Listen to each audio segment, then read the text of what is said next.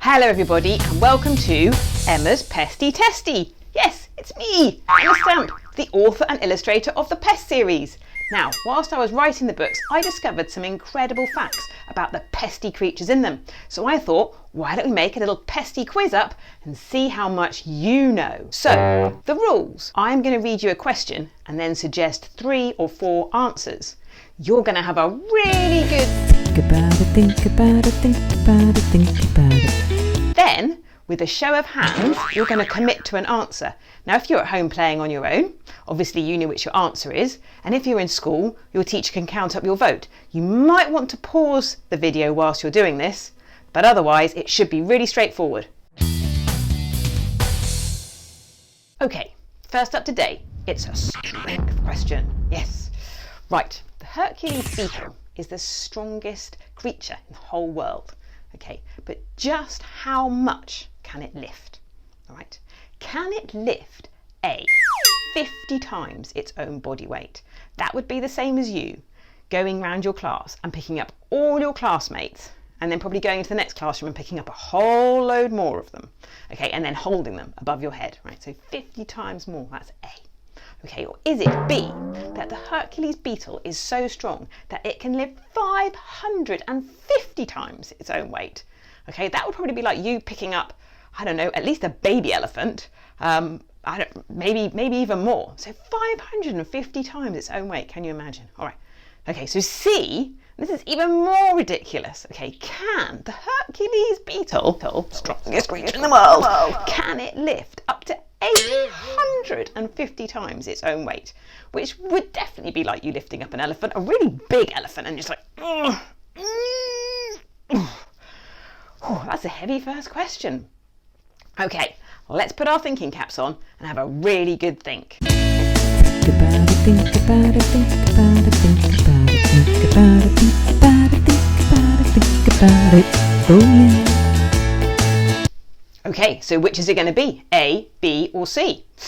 Right, hands up. Who thinks it's A, that the Hercules beetle can lift a massive 50 times its own weight? Or who thinks it's B, that the Hercules beetle can lift 550 times its own weight? Or who thinks improbably that it is C, that the Hercules beetle, strongest creature in the world, can lift 850 times its own weight? Definitely I couldn't do that. Okay, right, let's have a drum roll.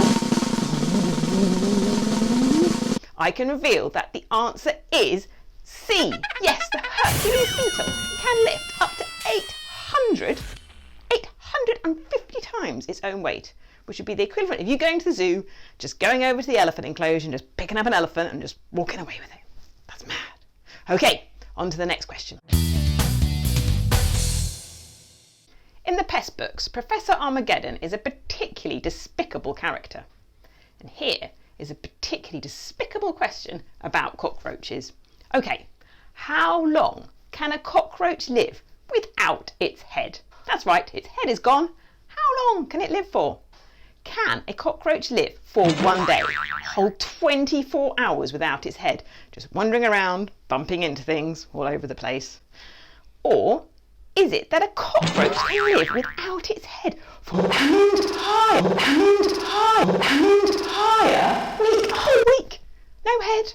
I mean, it'd be covered in bruises, it'd be just terrible. Or is it C, that a cockroach can live without its head for just 4 or 5 hours? And let's be honest, okay, there is no creature on this planet that can live without their head for more than a few seconds, all right? So, okay, let's go away using our heads that are still very much on our bodies and have a think about it.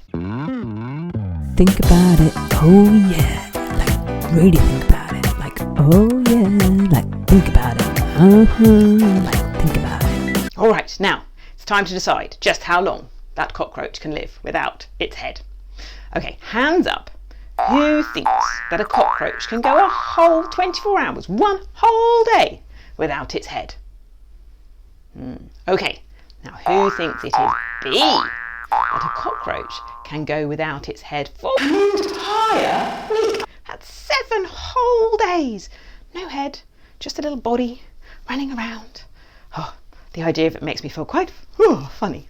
Or is it C, that a cockroach can live just when I say just, it's not just, 4 to 5 whole hours. That's like a school day without your head. Okay, so is it C, 4 to 5 hours? All right, now, let's give it a big drum roll, shall we? And I can reveal that the quite despicable answer is that a cockroach can live without its head, yes, for an entire week. Oh my goodness. Whew, I think I need to go and have a little bit of a lie down after that. All right, so the final question for this round of Emer's Pesty Testy Quiz Pest Quiz thing is this. All right, so dormice are now an endangered species. However, in Victorian times, they were very prolific. That means there were lots and lots of them. Okay, they were so prolific, in fact, that which of these 3 facts is actually true? Is it that A, there were so many dormice that school children used to trade them in the playground, like say a Pokemon card?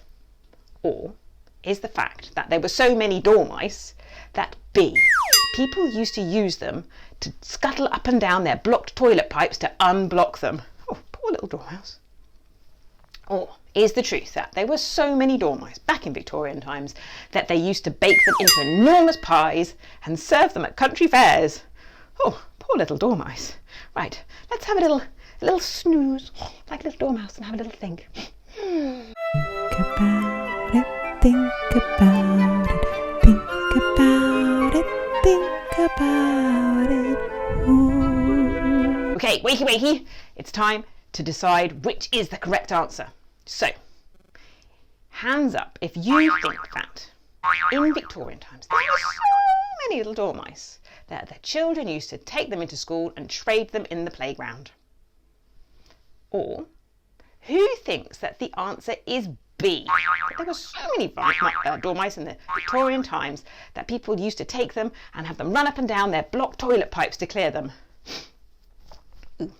Or, who thinks that C, they'd catch so many of them that they would bake them into enormous pies and serve them at country fairs? Can you imagine dormouse pie? It'd be very hairy, get stuck on your tongue.